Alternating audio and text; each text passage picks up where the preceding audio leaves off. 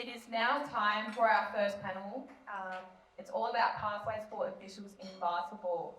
We have some very experienced and talented women here with us today who are keen to share their stories. From the beginning of their national pathway to returnees, NBL 1 to FIBA 3-on-3, and even an ex-WNBL player. These women have risen up and become leaders in their craft. I'd like to call upon our hosts, Molly and Caitlin, to introduce our first panel. Thank you.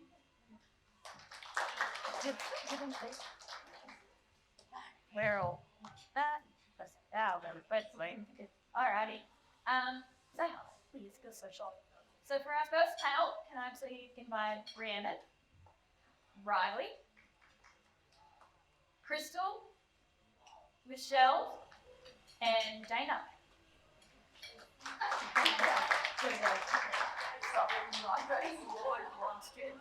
So now, let me look at we experts. I'm not scared of them. And please no. Okay. It's not even because I got what? So to kick start, it's a quick little kind of like speed date. 2 short questions. So can all of you each tell us how long you've been refereeing? Okay, I will break, so I have been pushing for almost 5 years.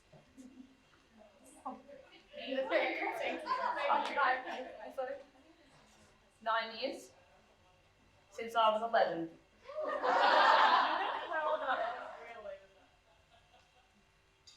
I've been officiating since I was 12, so probably about 30 years, but I went down, I'll tell a bit later, but I went down the Lithuanians, Lithuanians to some first Bible got it, and more about that.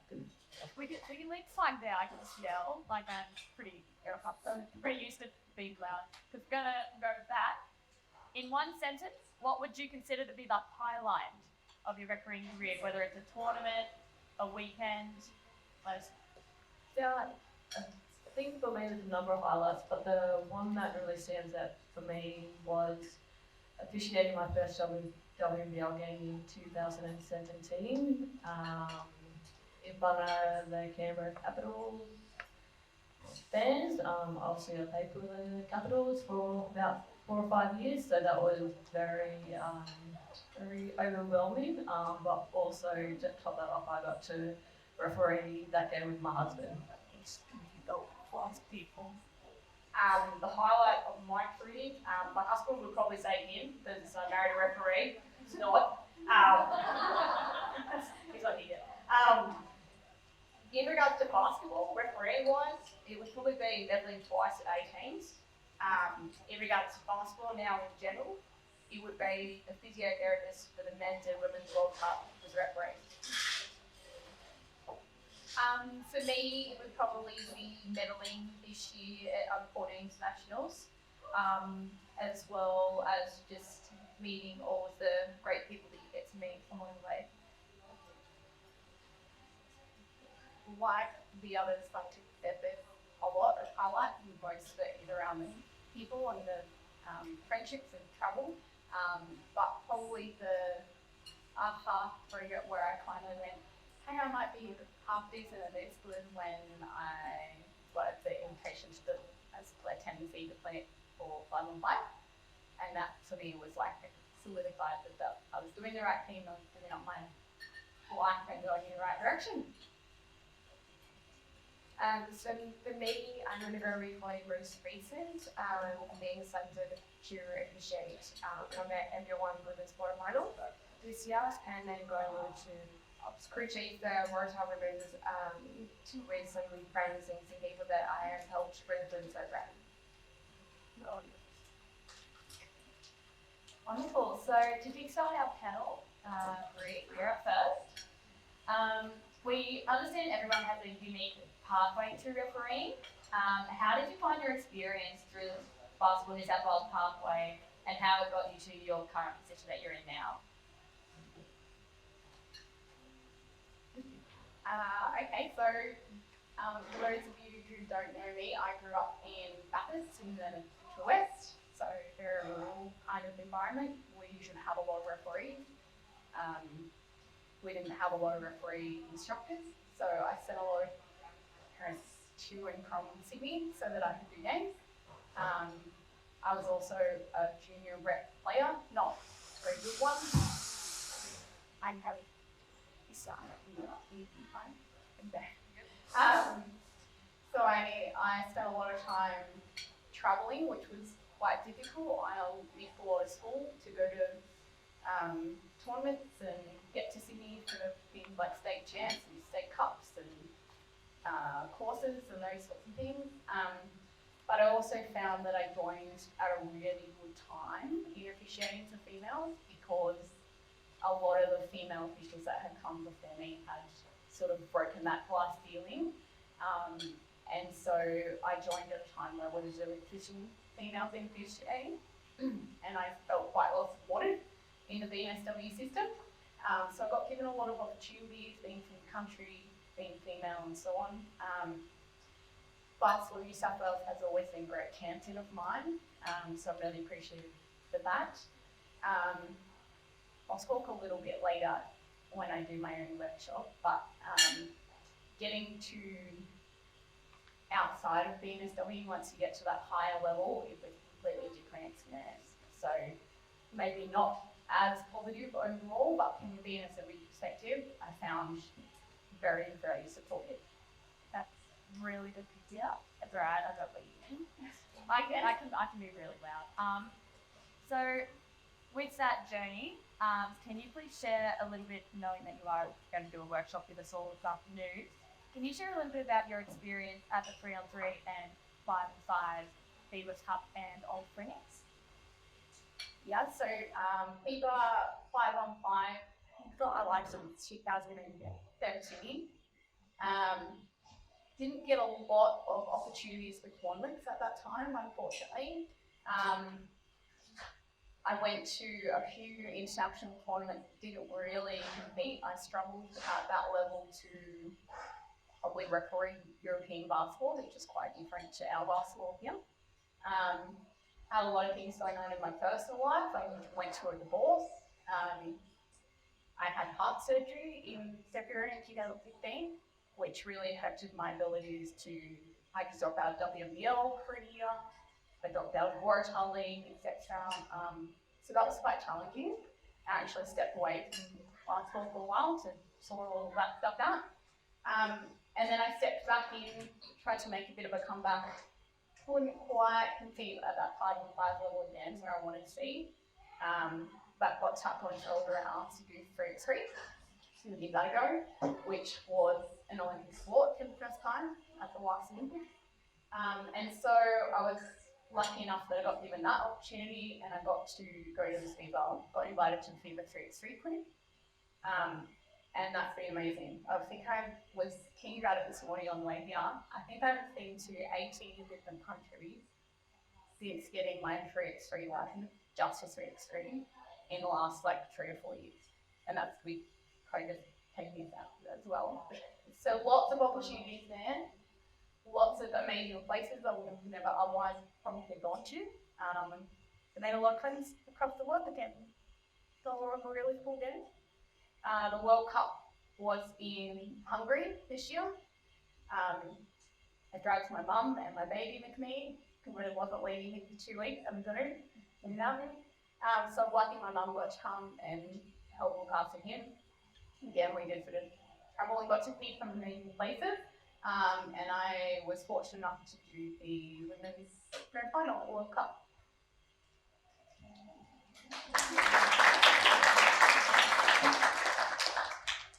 Thank you so much, very inspiring.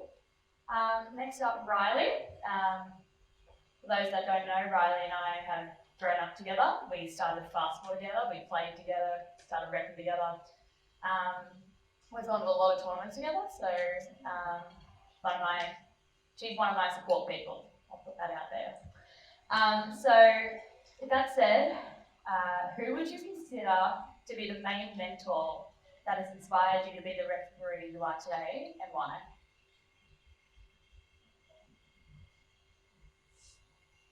This is a really hard question because I feel like it's not just one person who shapes your journey, it's a whole lot of people put together.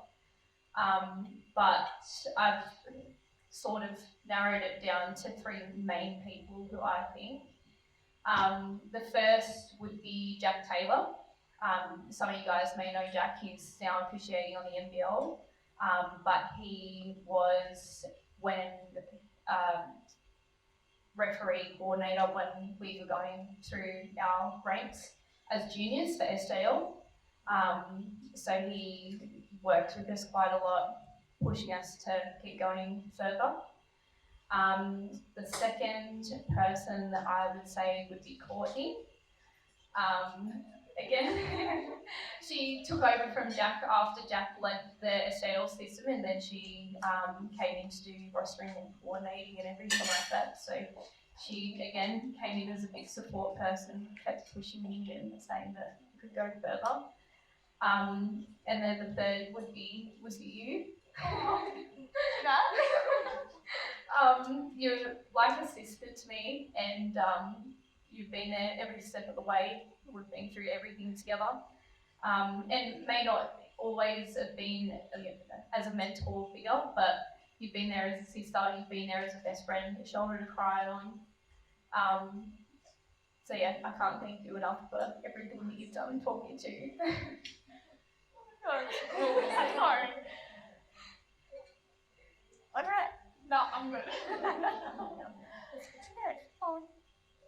Right, so you attended the Under 14s National Championship twice, which is what we consider like the New South Wales method of the national pathway. Can you describe your experience the second time around in comparison to those?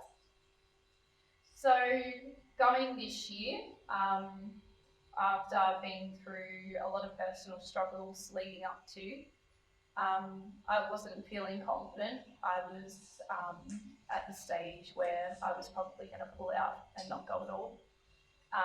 But I pushed through and I told myself that this is something that I need to do to go and prove to myself that I can still do it. I've still got it. Last year, there was a lot of nerves, but I guess, felt a little bit more maybe comfortable than what I should have been to being either virgin beforehand and then having home state advantage, I guess you could say that, being in Sydney last year. But there was one game last year that defined my whole tournament experience, I guess, where I didn't do as well as what I would have liked. So I think that was quite a humbling moment as well. Taught me a lot of lessons, made me more resilient and prepared to go back this year.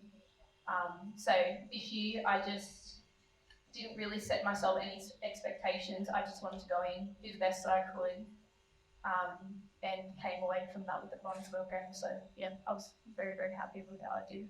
Yes.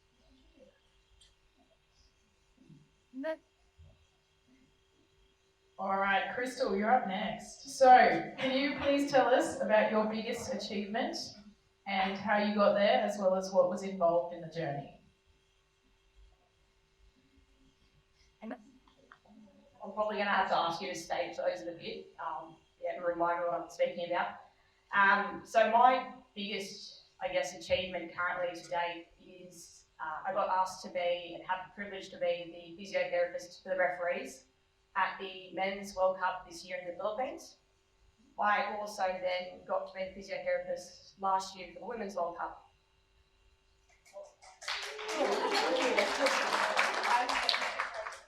So how I got there, so when I put my studies, I guess, quite first and foremost, I always refereed and I loved it. I actually got asked by a friend to say that he was like, you know what, you don't know what the opportunity is, just trust me and take 2 to 3 weeks off during this time, so September, October. I didn't put 2 and 2 together. And then when I was allowed to be told, I got told, you know what, you're actually going to be the physiotherapist, the referees, and I'm like, wow, that's amazing. it's crazy to think. It was interesting because it wasn't until I actually found out how my name got put forward, and it was people that were actually my evaluators and knew me since I was a junior and into the senior league. They put my name forward for that. So it just goes to show basketball will take you places. You just, one's got to be a good person about it and just take the opportunities when you get them, right? I'm probably talking too much. Yeah, the way it all really came about was that opportunity started the ball rolling. I then had another opportunity to present in front of 200 international referees about injury management. That then snowballed again into getting asked to go to the Men's World Cup. So it was just one thing after another, and it was taking the opportunities as they came and being grateful for every moment.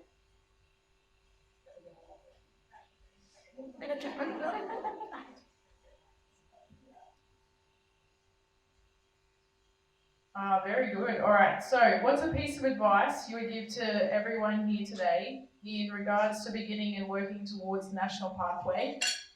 And I'll ask the same question afterwards. Broke it up for you. I think the biggest piece of advice that I would give, it comes down to two parts. And it's so important to know that your decorum and how you present yourself and the image you display, both on and off the court, is a massive thing when it comes to nationals. So when you're on the court, you know your stuff, right? It's the exact same game you've refereed at home, it's the same rules. And it's just making sure that, you know what, you go out there and you do the job. You look the part, right? The biggest thing is also off court.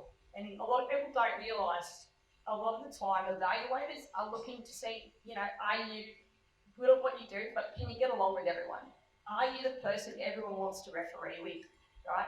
You don't want to stand out for the wrong reasons, and it does happen, and I'll be honest, we hear about it back at home. So with that said, it's yes, how you present yourself off court, be friendly, but also, you know what, if someone's talking about somebody else, don't buy into it. You're keeping those clean. You do your thing, right?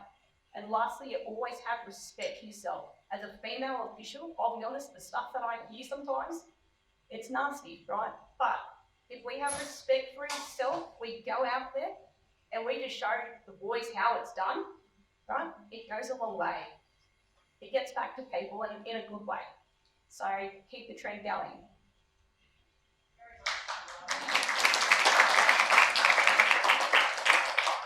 And I think the last question would be, what would I change in my career? I'll be honest, nothing, right?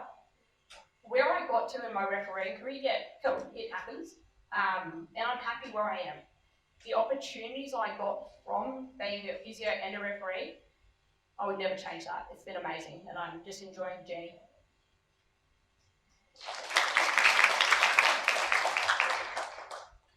Thanks, Crystal. It gives the rest of us new grad physios some hope. All right, the next one is Michelle. So Michelle, you're the only official that we could actually look back at in Australia who's transitioned from being a WNBL player to now a WNBL referee. Can you tell us a little bit about this transition and whether it was hard to see old teammates, coaches and colleagues while you're out on court?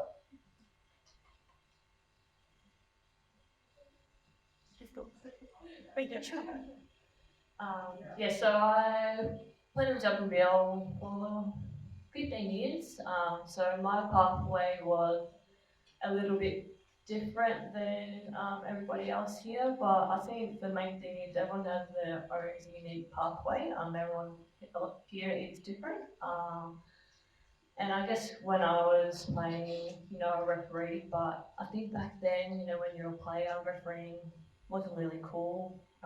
So I sort of, just would referee and then, take that shirt off and, go back to my car. But I think for me, as a WNBL player, I didn't really know what I wanted to do. I wasn't really into studying. I'm the kind of girl that, would just go with the flow. And I got to probably, halfway through my career, I said, what could I do once I finished my playing career? And I always had that passion for refereeing, and how could I give back to the game that what the game gave me. So when I finished in 2015, I decided to, give it a crack. And 2016 was my first nationals, and that was at under 18 in Adelaide. And I happened to referee this beautiful young lady. So that's where I met Crystal and her now husband Andrew. So we've become close friends since then. But I guess for me, I went into that national championship going, what am I doing? I was so nervous. I've got all this playing experience. I don't have the knowledge. I don't know the terminology. But I'll go in there and, learn off everybody else. And it was, a very great experience for me because, a lot of the officials learned stuff off me from my playing side of things, and I learned off all the other officials. And I guess from there, it was sort of a very, very quick transition for me to get to the WNBL. So 2016 April was my first nationals. 2017 was my second nationals in Bendigo for under 20. And then I started on the civil panel that year also. And then to go on top of that, I was obviously appointed to the WNBL panel. So within a space of a year, I've gone from my first nationals to being on the WNBL panel. And it was, I guess wasn't until I probably got injured after my second year on the panel where I could actually sit back and actually reflect on my journey as an official. And I guess it took a little time to accept that, I'm no longer a player. Everybody knew me as Michelle, as the player. So I think it was going in there and trying to go, okay, and for myself to accept that as well. So that took, I think, I'll probably say a couple of years, I would say. And that's just little things like I wouldn't go into the referee room at all. So it's just, so I think, Great. yeah, so I guess for me it was obviously transitioning into another person, and that, accepting that I'm Michelle, I'm a referee.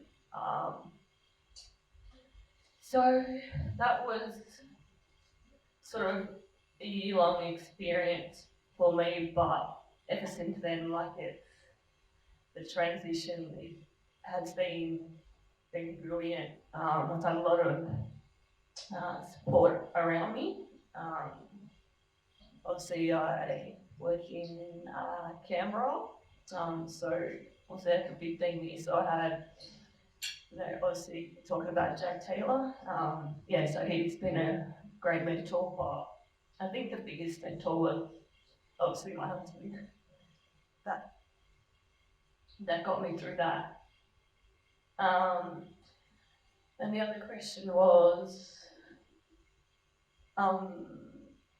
about obviously coaches and ex-players. So it's been an up and down, but now I look back and go, it's probably the best thing. So I have a really good relationship with obviously the ex-players and coaches, and it's easy for me to obviously communicate with them because they know that I've been a player for so long, and that I'm actually a really good listener. So I think that comes down to that we have to be great listeners because that's what coaches want us to do, to listen. But you know, I think my first year, my first game, you know, I played 200 games, and I thought playing was very tiring and mental, but I wasn't sure. Literally after my first WNBL game, I was like, now that I'm telling another team, I went into the room and threw myself on the ground. I was totally spent because you know we have to focus for 40 minutes of the game.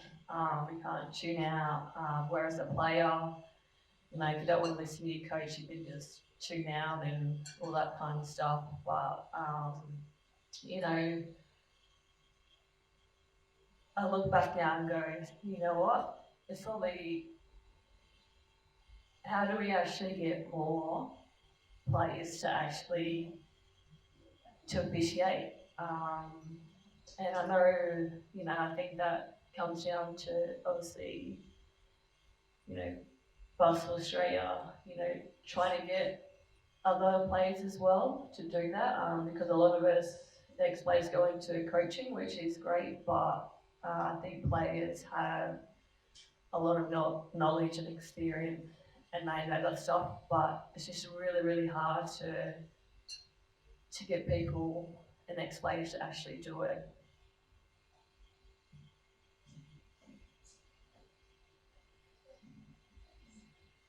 It's quite inspiring just to hear a different pathway going from a player to a referee because there's often quite a divide between the two. So thank you. I've got a second question as well. So what lessons have you learned that you consider to be the most valuable in both your on and off season?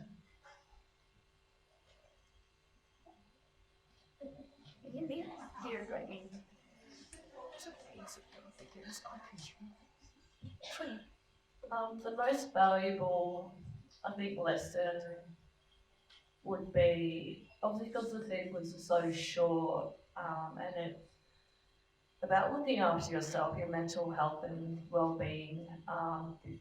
Because you know we're in the spotlight, every game is always something happening.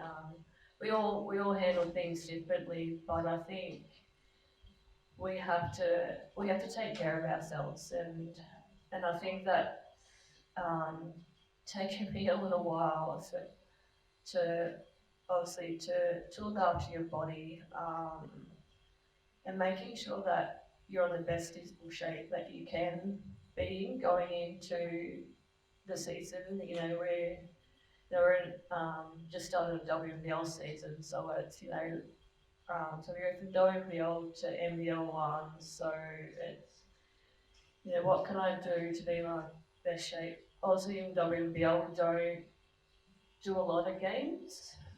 We may do between 8 and maybe 10 games if we're lucky. But when you're in the NBL one, we could be doing 20, 25 games. So it's all about how do we prepare ourselves,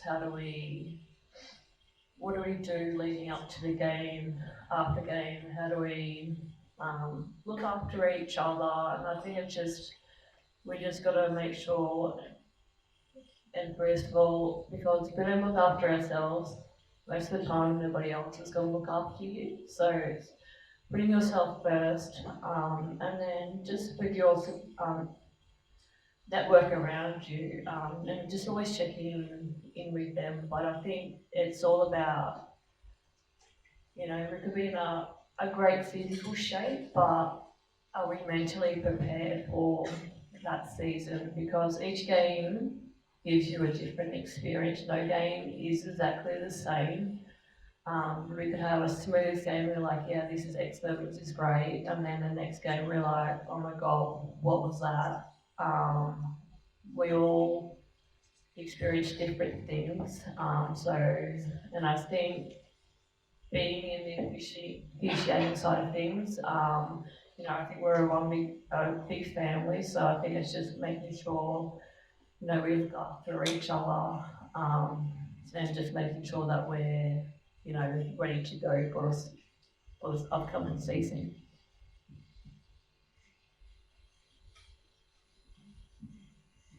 Thank you, Michelle. That was quite interesting. All right, Jana, so we don't have to pass the baton very far for this one. So you recently, in the last few years, made a comeback into basketball after having your daughter. Can you please describe your experience with making your comeback, including the struggles and achievements that have encouraged you to continue your journey? So whilst being on the sidelines and not being able to physically officiate, I spent a lot of time coaching and supervisors or hills. That kind of sparked something that made me, you watch your juniors come through and you watch them succeed, and it kind of sparked something in you that maybe I wasn't ready. I also think for me this was heavily influenced. I do have some family inside basketball, so I don't think I was getting out of it that easy. My brother-in-law, Sean Dodds, he was, seeing him every day. I don't think there was a way for me to tap out that easy and just go, yeah, I'm done. I had Steve and Trish Nichols, who also kind of helped me stay back in the game afterwards. So it wasn't that easy to walk away as such. What else is there? There's the struggles and the achievements. Well, I think as you can see, every one of us are emotional at some point of our journey. Please don't be scared by that. I know you see some of us crying. It's real. For us, we want to share our journeys, we want to share our processes. Some days it is tough, and some days you don't want to step out on court, but you realize that there's a passion there. So you do. You pick up, you get on, you go. You are your biggest critics. You come back and you think, yeah, that wasn't great. But I think if we go back to having a mentorship and having people that are supporting you, I'm lucky that for me, when I did decide I was coming back, I didn't have a time frame. I didn't know how long it was going to take me. Did I want to be away from my daughter? I was a first-time mom. I didn't know any of that yet. Who was going to look after her? Now the work's during on the weekends. I was lucky that there had been some games where my brother-in-law would do a crossover, so he'd be on the game afterwards. He'd come beforehand, he'd watch her, he'd tell me it was good game, bad game. Thank you. He was very honest. So I think that was great, I guess.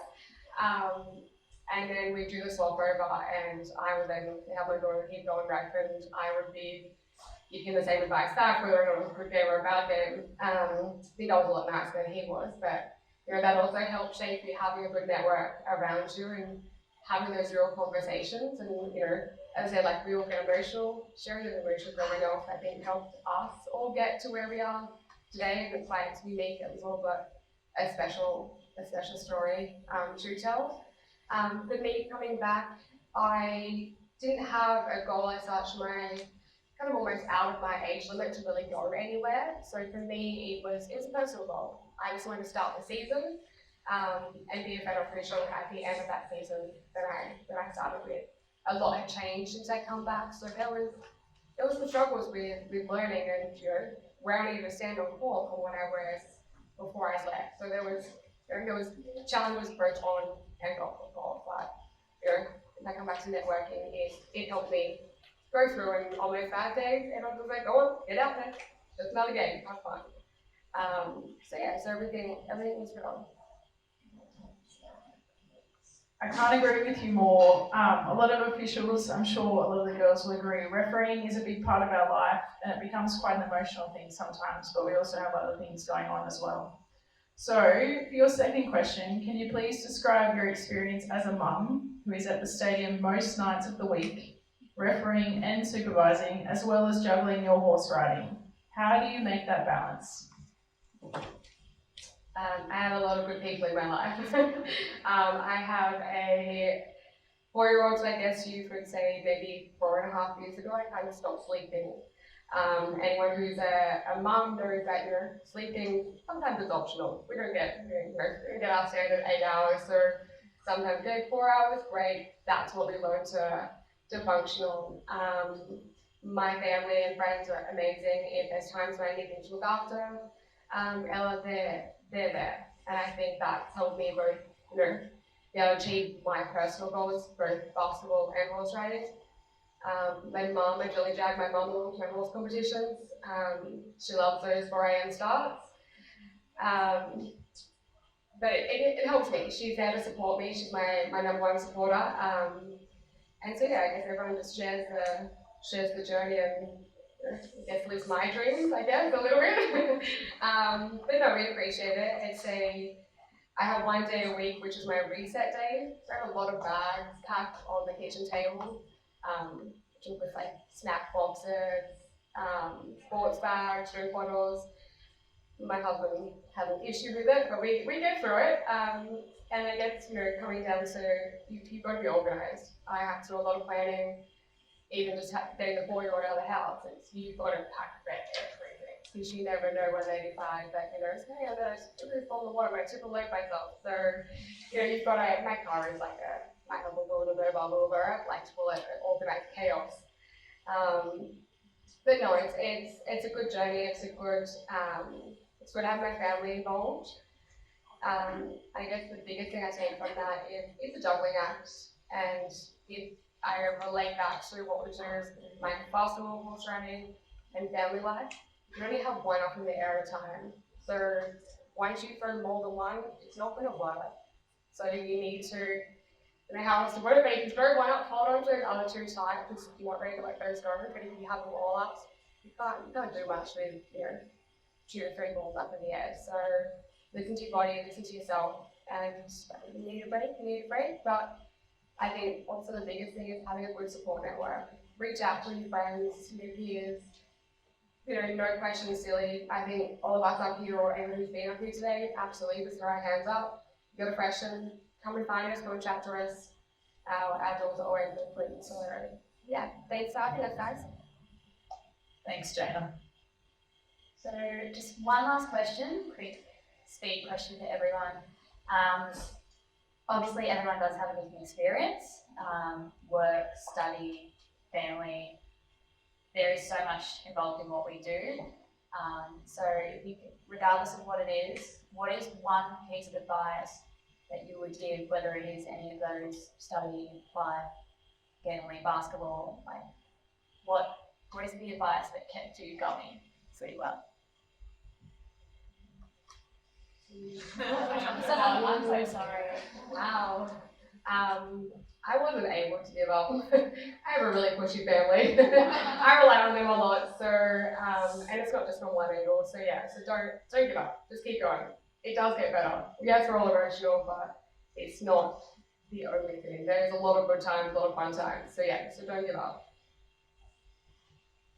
That might put me on the spot. I'm so sorry. I'm here now. I don't know if mine's so much an advice, but I remember having a conversation with someone that used to referee coach me in Following Junior League, and he was a WNBL official back then, and he was an ambulance officer, paramedic, and he went away from being an ambo and quit for a while, and then someone else was talking to him, and they said, "Oh, who are you? Like, what do you do?" And he said, "Oh, I'm an ambo." And he was like, "Hold on a minute, I'm not actually an ambo anymore, but that's who I am." So, you know, that's what he identified with. That's how he shaped his life. So he went back to being an ambo, and now he loves it again. And I thought, that's me. When someone asks me what I do, I'm a basketball referee. So every time I go and quit, or I have that mental battle with myself inside my head about whether I'm going to quit or take some time off or whatever, I go, you know what? My life story is I'm a basketball story. So I always come back to it that way. I would say don't be scared to share your battles, even if it's just one person that you go to offload, get off your chest, whatever it is that's happened or how you're feeling. Don't hold your feelings back. Have someone that you can talk to, have a safe place, have a safe person that you can talk to and speak to. One would be, take all the advice that's given to you. You have some amazing women in this sport, and you have some amazing evaluators. and they will honestly call a spade sometimes, right? Take this advice that you think is, you know what, it applies to you, and if you don't like it, okay, put it in your back pocket, right? But there's so much knowledge in this room, let alone in our state. Take the advice and work with it as much as you can. It'll get you places. We want things. I guess for me would be got it in my head, but trying to hear what it is.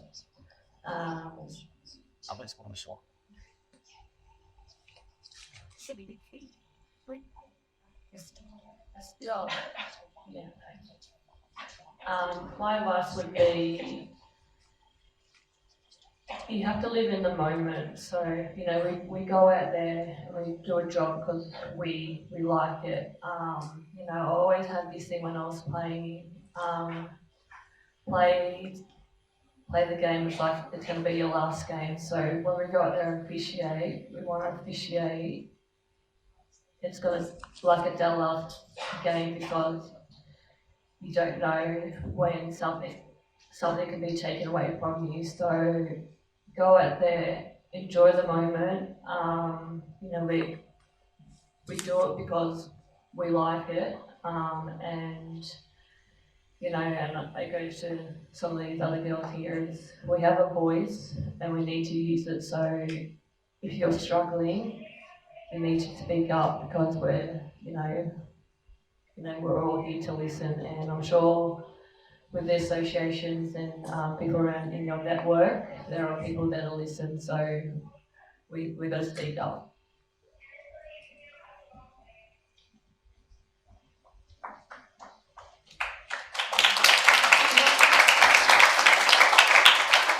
So now I'm just going to pass over to Dee, who is going to, sorry to put you on the spot again, but Oh, that should work. Beautiful. Beauty. So obviously we have a lot of knowledge, fantastic experience sitting up the front, whether they're at the start of their career or achieving such high achievements already, which is incredible. So we got a couple for I think everybody. For all the player referees in the room, Michelle, this is for you. What advice would you give them to encourage you to continue on both pathways rather than picking one or the other? I think when we're all, I don't know about anybody else, but when I was 18, I got told to pick one. And I got told to go further in refereeing, so I quit, even though I was in the state squad for years. So, but here I am. So, what would be your advice in trying to stay on both?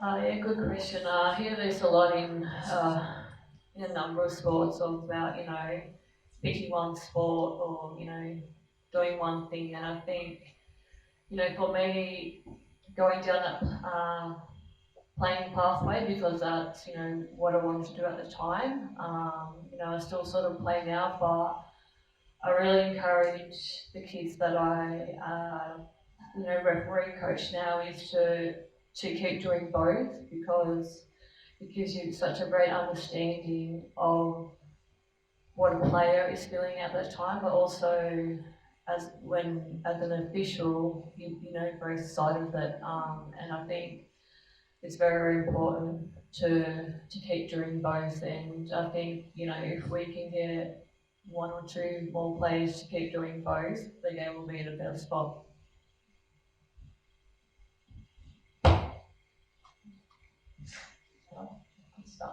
Crystal, perfect. This one's for you. Who was your mentor going through your pathway, and how did this affect you? That's a great question. My mentor was actually a man named Brett Hogan. He is or was an NBL referee. He used to take me to all the games and show me what it was like to be in the elite level. I think the way it affected me, and he's still a friend today, he came to my wedding, still gives me advice, but it was more the fact that I think he taught me, you know what, you take it as it comes.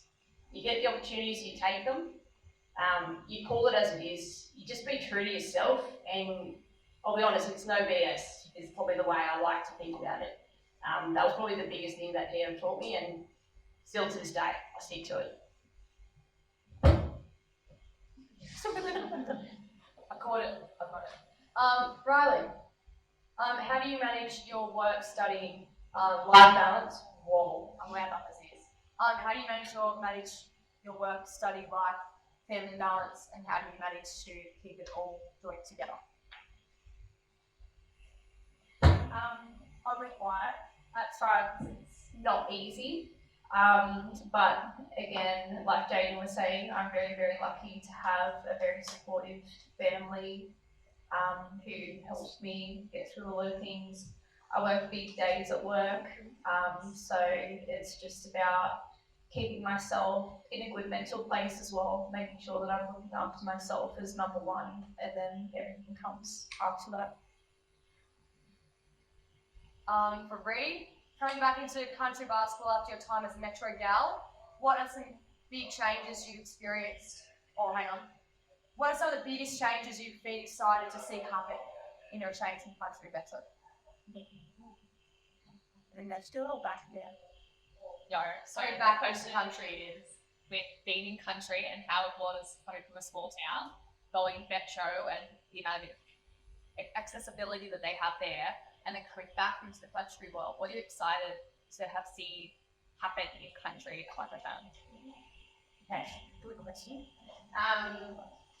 So obviously, as I said, I grew up in Bathurst. We didn't have a lot of referee coaching. We didn't have a lot of games. Our highest level out there was state league when I first started senior league.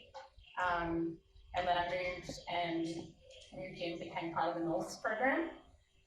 One of the biggest, if not the biggest, I'm sure, associations in the state, where they were paying $50 a game.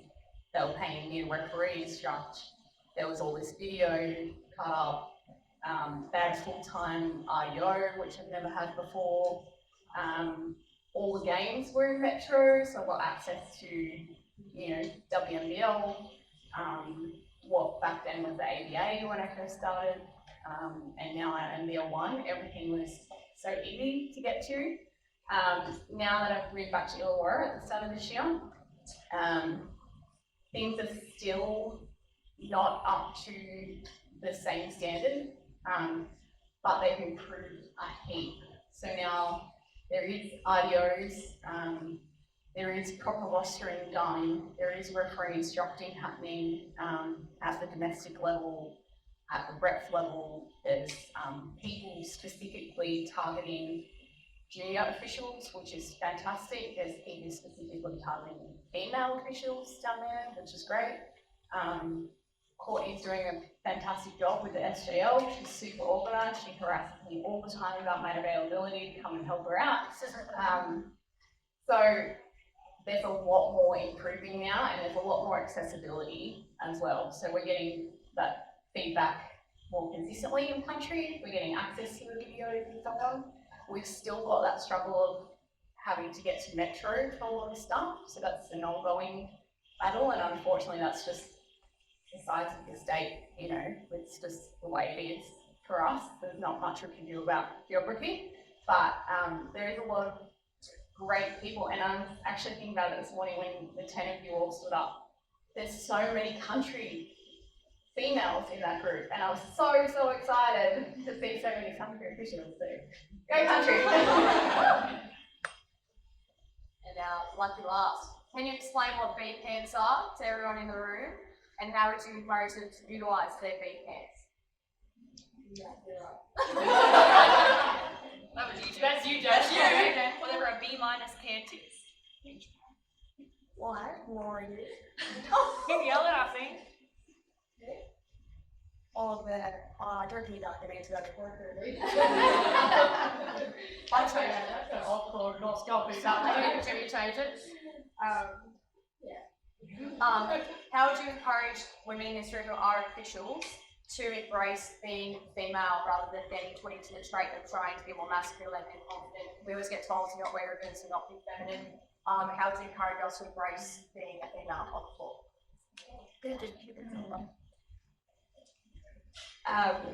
Tough one. A lot has changed now. I did come through that group where we were encouraged as females to wear men's pants. so that there was no fitted clothing.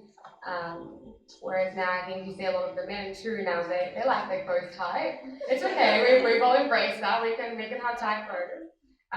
But for me, I think it's good that we're allowed to be who we are on court, and I think that's good that we want to encourage you to have your own personality. Obviously, still within the guidelines, we will kind of, I guess, sculpt that to a standard, I guess. But we do encourage everyone to bring their own personalities out on court. Maybe just a little bit of the attitude we try and, it's different now. We try and hold that back a little. I think guys have it a little bit easier than what females doing expressing their dislike for something on court. I think we fall into that trap of, if we're annoyed at someone, absolutely you see it on my face. So we try and hide that a little bit now, but I think we are, for the most part, we are super supportive of being yourself out on court, female or male. Yes, so just by following that,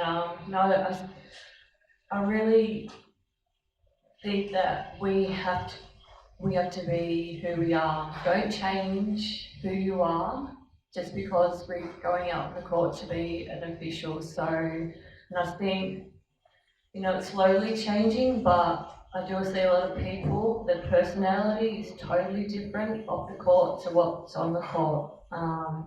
So go out there and be who you really are. Don't be somebody else. And it's coming down to also just, officiating. We love it. So, we don't have to be there and be sour-faced all the time and, that front. Have a laugh, have a joke with them. I think that builds our rapport with the players on the court. So it's really important to be open with the players because, they want to vent to us, so we have to listen. All right, and that helps little steps to getting their trust. All right, so I think that's one thing that I do really well is I listen. I've been in these players' shoes before, so I understand why they're frustrated. I think it's having that understanding of why they're frustrated and having a little giggle. It's okay. I'm sure you're not going to get in trouble for just having a little laugh. So I think just go out there and enjoy yourself in anything you do. It's not just, as an official, but, don't change who you are.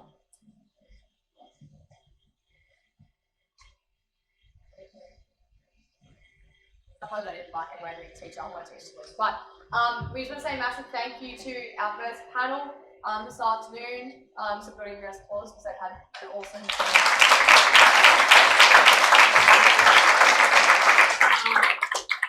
as I said before, these guys have such fantastic knowledge of the game.